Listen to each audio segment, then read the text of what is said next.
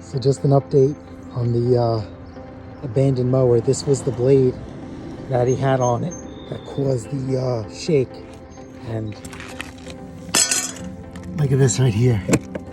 So this deck is gonna get completely, mower's gonna get completely stripped down, and we'll weld everything up, paint it, and call it a day.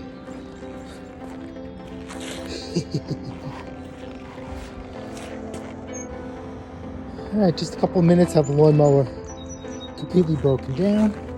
So we'll start the repairs. This is very typical. This is not typical. These stress cracks here in the corner are very typical. We'll wire this wheel all up. It's a nice, beautiful day.